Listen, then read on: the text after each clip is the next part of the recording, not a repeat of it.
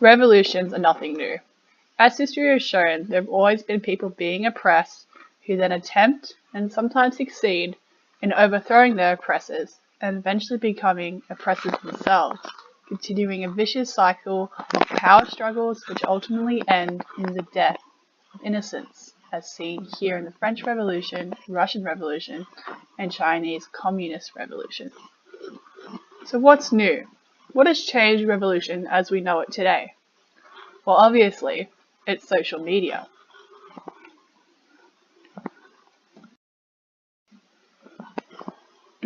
Through Twitter, Facebook, MySpace, Messenger, and a whole host of other social media networking sites, political revolution has evolved from a process that may take years or even generations of malcontent to produce the fiery spark that changes everything, to a process that can change governments, leaders, or even entire nations in a matter of months, weeks, or days, as was seen in the Egyptian Revolution in 2011.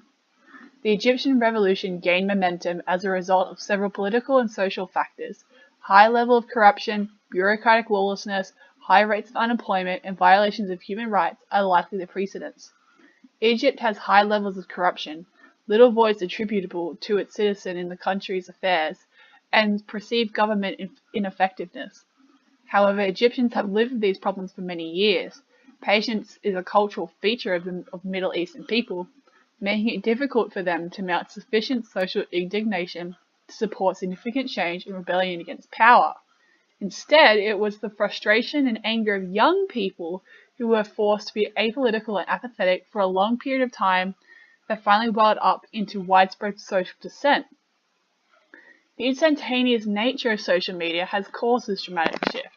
Discontent and grievances against authority figures now catch on like wildfire.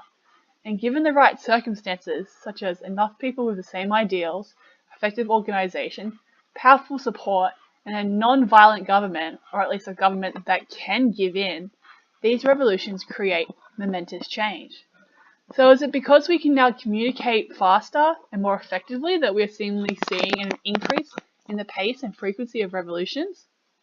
The roots of revolution came from past demonstrations that are related to the uses of social networks.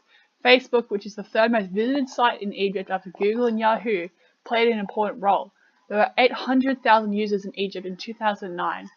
Limited freedoms of speech and meetings made Facebook a tool of choice for Egyptians, especially the younger generation, to freely communicate with each other and form groups to oppose Mubarak's totalitarian regime and government. This example from the Egyptian Revolution seems to think so, along with the factor of age. So with new technology, new communication, and new people comes new revolution.